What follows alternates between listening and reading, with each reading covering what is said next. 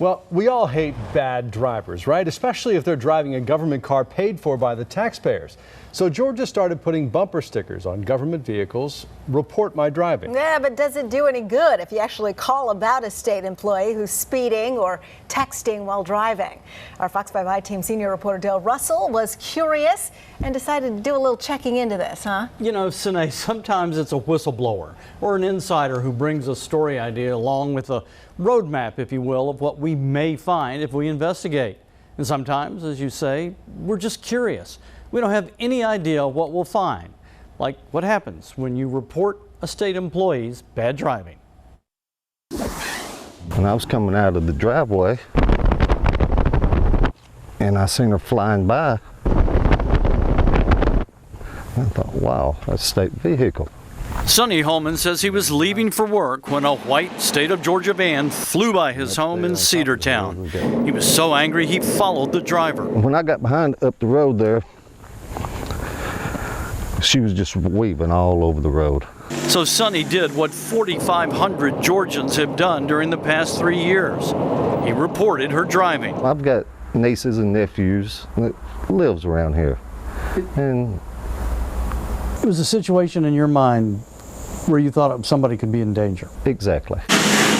We've all seen those state vehicles with that yellow bumper sticker telling us if you see something erratic, like this state driver, or sloppy, like this one, pick up the phone and call in. Come on now. Does that work? Will the state really do anything about it? Aren't you curious?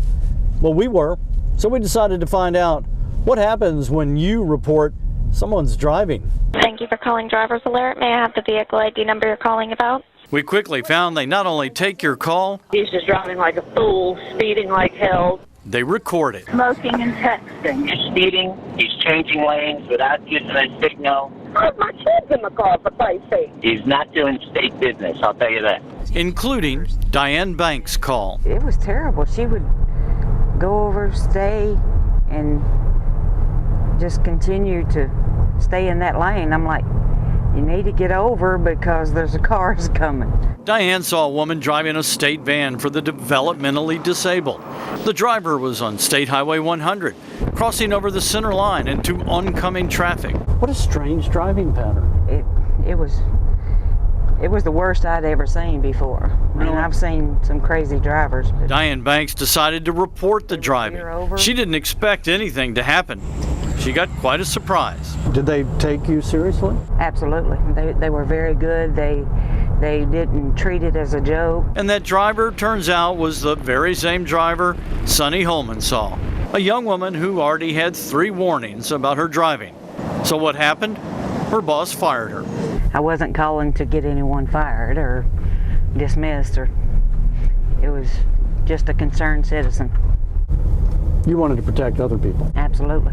The Fox 5 I-Team examined 3 years worth of driving calls. We found 4,500 taxpayers reported all kinds of dangerous driving, from speeding, weaving, to texting. 139 state employees received severe punishments like written warnings, suspensions, and believe it or not, 13 of them were fired. Gives the public the opportunity to voice their concerns. Meet the man behind the program, Ed Finnegan, director of the state's fleet management. When he took over, the state had a cumbersome program that forced a driver to log onto a computer to file a complaint.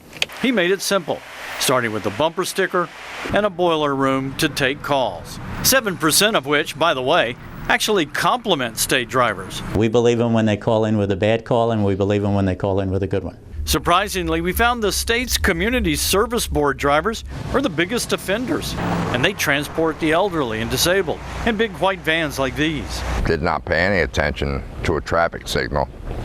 Came out across 2 lanes of traffic, almost T-boned me. Darren Rita says the driver of one of those vans almost hit him twice. He was just changing lanes with no regard for blinkers, safety, the people that were in his vehicle. Those are just folks' personal opinion about how it's my driving. You got a lot of road rage these days. We tracked down that driver in Covington, getting ready to go to work. Records show 8 different people called and complained about Paul Moody's driving. Nah, I don't tailgate. I don't do that. But why did so many people call about you? That's road rage, I'm telling you. In an email, Moody's bosses at Viewpoint Health told us in 3 of the 8 calls about his driving, callers got information wrong or Mr. Moody wasn't at fault.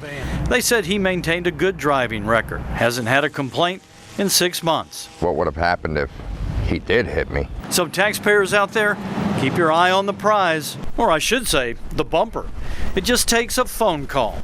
That's all the state needs. Now, when the state first implemented the Report My Driving program a few years ago, risk management felt it cut down on accidents and saved you money, the taxpayers. Well, Fleet Manager Ed Finnegan admits the impact of that program has dwindled over the years. So the state is now looking into other ways to track their drivers, including GPSs in state cars. Mr. Finnegan is on top of them. Then there's no room for interpretation, I guess. It'll be, it's more technology. All right, we'll see if it's really road rage in the end. Thanks so much, Dale.